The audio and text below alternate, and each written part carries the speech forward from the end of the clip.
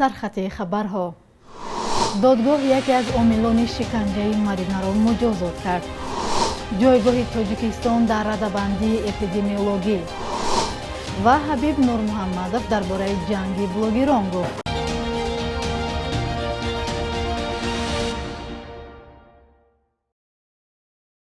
салом, ба барномаи навиди бомдодӣ хуш омадед. додгоҳи олии тоҷикистон парвиз давлатов роҳбари собиқи ширкати мегафони тоҷикистонро бар асоси 3 моддаи кодекси ҷиноятӣ ба 8 соли зиндон маҳкум кардааст, вале бар асоси қонуни афв муҳлати ҳукми ӯ ба 5 солу 2 моҳи зиндон баробар шудааст. пайвандони Мадина Мамаҷонова, зане ки бар асоси қазияи ӯ муҳокима сурат гирифтааст, хабар доданд ки ҳукми Парвиз Давлатов бегоҳи рӯзи 14 декабр дар боздоштгоҳи муваққатии Душанбе содир шудааст. баррасии парвандаи Азиза Давлатова, ҳамсари ӯ ҳанӯз ба итмом нарасидааст. Парвиз Давлатов ба дузанагӣ, додани азобу уқубат ва ба худкушӣ расонидан айбдор мешуд. Парвиз Давлатов ва Азиза Давлатова, ҳамсари ӯ, дар иртибот ба парвандаи пурсару садои Мадина Мамаҷонова боздошт шуда буданд. охири моҳи август Мадинаро дар ҳоли кома ба беморхона интиқол доданд ва ҳанӯз ӯ дар беморхона бистарист. аз ӯ ҳамсари дуюми Парвиз ном бурданд ва мақомот гуфт ки Азиза Давлатова, ҳамсари аввали Давлатов, ӯро ба чунин ҳол овардааст. пайвандони Парвиз ба тамосҳои батакрори радиоозодӣ посух надоданд ва ҳоло назарашон дар мавриди ҳукм маълум нест. тоҷикистон аз назари омодагӣ ба вазъи эпидемиологӣ миёни кишварҳои Осиёи марказӣ зинаи охиронро ишғол кардааст. ин радабандӣ аз сӯи созмони ғайритиҷоратии амрикоии ташаббуси таҳдиди ҳастаӣ, маркази амнияти саломатии Ҷон Ҳопкинс ва маркази таҳлили экономист таҳия шудааст. дар он аз ҷумла шудааст ки дар кишварҳои Осиёи марказӣ Қазоқистон бо беҳтарин омодагӣ ба вазъи эпидемиологӣ дар ҷойи 55 аст ва Тоҷикистон дар ин феҳраст дар ҷойи 140 қарор дорад.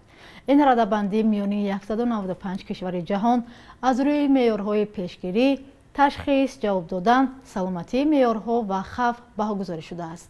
дар даҳгонаи аввалинҳо кишварҳои Амрико, Австралия, Финландия, Канада, Таиланд, Словения, Бритонияи Кабир, Олмон, Кореяи Ҷанубӣ ва Шветсия ишғол карданд.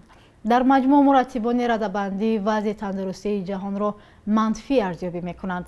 онҳо мегӯянд, гарчанде ки бисёре аз кишварҳо тавонистанд тавоноии худро барои мубориза бо COVID-19 зуд инкишоф диҳанд, аммо то ҳол барои мубориза бо таҳдидҳои пандемияи оянда ба таври хатарнок омода нестанд.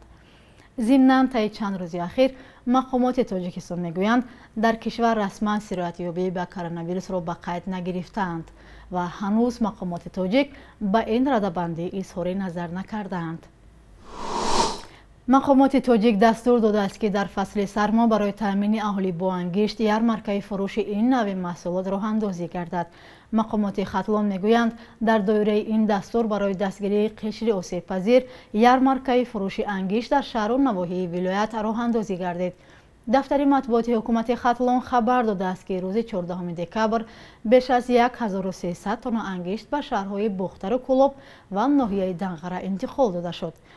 ин чорабинӣ дар фасли сармо дар ҳолест ки дар бисёре аз навоҳии Тоҷикистон ба гуфтаи сокинон нерӯи барқ бо маҳдудият интиқол дода мешавад. анҷумани саратоншиносии Амрико мегӯяд, саратони шуш яке аз кушандатарин бемориҳост, вале барои таҳқиқи он назар ба таҳқиқи бемориҳои саратони сина ва ғадуди простата камтар пул ҷудо мешавад. аммо талошҳои як нафар барои мубориза бо саратони шуш ва дастури маркази назорат ва пешгирӣ аз бемориҳо дар Амрико ваз тағйир ёфта ва таваҷҷӯҳ ба саратони шуш зиёдтар шудааст. саратони шуш ҳар сол дар Амрико ба ҳадди одам мекушад ки саратонҳои сина, ғадуди простата ва рӯдаи ғафс якҷона мекушанд. анҷумани саратоншиносии Амрико мегӯяд 25% маргумир аз бемориҳои саратон дар кишвар аз ҳисоби саратони шуш аст. ҳарчанд тамокукашон бештар осебпазиранд, вале ҳеҷ кас аз он дар амон нест. ҷабри бемориро Крис Драфт, бозигари собиқи футболи амрикоӣ кашидааст. саратони шуш ҳамсарашро баъди як моҳи издивоҷ дар соли 2011 кушт. سرطان درجه 4 را داشت. 37 ساله بود و تماکو هم نکشیده است. زندگی سالم داشت ولی بیمارش را دیر یافتند. هرچند در معالجه پیشرفت‌های حیرت‌انگیزی بود، ولی معالجه‌های پیشرفته در سال 2011 متاسفانه همسر من بعضی از آن معالجه‌های پیشرفته آن زمان را گرفتن نتوانست و بعدی معالجه‌های کیمیاوی 1 سال بعد درگذشت. کریس درافت به خاطر همسرش بنیادی آیلوی درافت را تأسیس داد که هدفش کمک به گرفتاران سرطان شش و جلب حمایت برای تحقیق بیشتری بیماری است. بنیاد قبل از ازدواجشان تأسیس یافت و زمانی که همسرش از دوستان خواست به جای هدیه‌های عروسی به حساب این بنیاد خیر کنند. در 10 سال گذشته اعضای بنیاد تلاش برای تحقیق بیشتری بیماری سرطان شش را ادامه دادند. طبیبان آمریکایی میگویند معالجه در این سمت بسیار پیشرفت داشته است. گروهی از افرادی تماکوکشی هستند که در یک مرحله بس کردند و با تشخیص موشکافانه رنتگنی میتوان آنها را نجات داد. علاوه بر این شیوه های درمان سرطان شش بسیار پیشرفت کردند. مثلا ما می توانیم به ترکیب ژنتیکی و نشانه های درون آماس نگاه کنیم و داروی بدهیم که حجره های خاص بیمار را هدف می گیرند. این یک پیشرفت بزرگی در معالجه سرطان شش در 10 ساله گذشته است.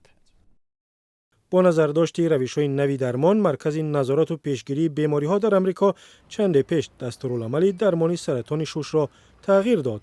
بر اساس آن افرادی که 15 سال تماکو کشیدند پس از 50 سالگی باید هر سال شش خود را رنگین کنند. هدف مثل دیگر سرطان‌ها یافتن بیماری در مرحله اولی پیدایش است. وقتی ما سرطان را در مرحله اولش در بیماری پیدا می‌کنیم، با روش‌های مداخله مثل جراحی برای معالجه آن کوشش می‌کنیم. معاینه رنگینی به گفته مرکز سرطان شناسی اروپا مرگومیر است. سرطان شش را در بین زنان تا 26 و در بین مردان تا 61% کمتر کرده است. اگر می‌خواهیم چیزی را تغییر دهیم باید به پژوهش تکیه کنیم. برای کسانی که کم تماکو کشیدند و اصلا نکشیدند شرایط فراهم شود که زود بیماری را معلوم کنند. در تاجیکستان سرطان شش بعد از سرطان سینه و شکم در مقام سوم می‌ایستد و سال 2020 تقریباً 480 گرفتار این بیماری را ثبت کردند. ҳабиб нурмуҳаммадов размкори маъруфи доғистонӣ зимни як нишасти хабарӣ гуфта аст мухолифи ҷанги блогерон ҳасбек ё хасбулла магомедов ва абдурозиқ аст. қаблан занозании эҳтимолӣ байни блогерҳо дар матбуот зиёд садо медод ва мебоист ки он моҳи майи соли равон баргузор мешуд, аммо ташкилкунандагони набард навори ваъдагиашонро нашр накарданд. гуфта мешуд барои пирӯзӣ дар муҳориба 1 миллион рубл ваъда шуда буд. ҳабиб нурмуҳаммадов рӯзи 13 декабр гуфтааст: ман мефаҳмам ки ин як таблиғ аст, аммо намехоҳам ки онҳо ҷанг кунанд. ӯ аз блогери тоҷик пуштибонӣ карда гуфтааст: хасбек қаҳрамон аст ва зуд ба толори варзишӣ меравад.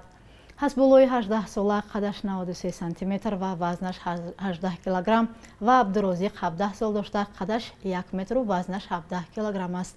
ҳарду муборизӣ касбӣ нестанд. бо назардошти рӯзҳои истироҳатии тоҷикистониён дар оғози соли нави мелодӣ 3 рӯз истироҳат мекунанд. ин рӯзҳо бо назардошти рӯзҳои шанбеву якшанбе ба миён омаданд. бино ба тақвим соли нави имсол рӯзи шанбе фаро мерасад ки мувофиқи қонуни тоҷикистон дар бораи рӯзҳои ид агар ид дар рӯзи истироҳатӣ ояд як рӯзи дигари кори истироҳат эълон мешавад. ҳамин тариқ 3 январ ҳам истироҳат буда рӯзи корӣ дар корхонаҳои давлатӣ ва ташкилотҳои дохилӣ аз 4 январ оғоз мешавад. бахши як рӯзи таърихро дар таҳияи ҳамкорамон Хиромон Бахозода ҳамроҳ мебинем.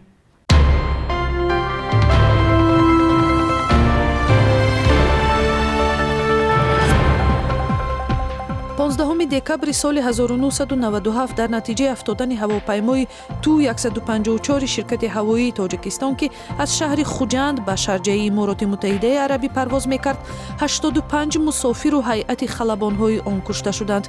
танҳо як ходими ҳавопаймо тасодуфан зинда монд. 10 сол баъди ин фоҷиа дар хулосаҳои сабаби суқути ҳавопаймо як комиссиони таҳқиқотии Имороти Муттаҳидаи Арабӣ гуфт ҳайати халабонҳо қоидаи дурусти фуруд омадан ба заминро риоя накард.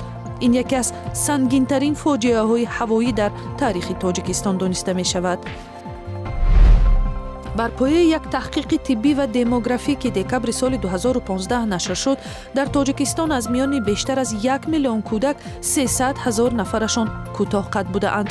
Як сабаби ҷиддии ин ҳолат истеъмоли ғизои номуносиб ва камвитамин будааст. мушкили бенавоӣ ва фақр як сабаби аслии хӯроки камғизои оилаҳои тоҷик гуфта мешавад.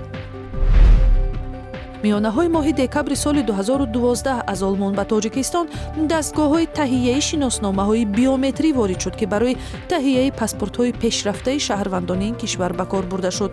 таҷҳизот дар 36 маркази шиносномадиҳии саросари Тоҷикистон тақсим гардид ва аз соли 2013 дар кишвар нашри шиносномаҳои биометрӣ шурӯъ шуд. бонки миллии қурби асъорро барои имрӯз чунин таъин кардааст: $100 1129 сомону 26 дирам ва 1000 рубли русӣ 153 сомону 30 дирам аст.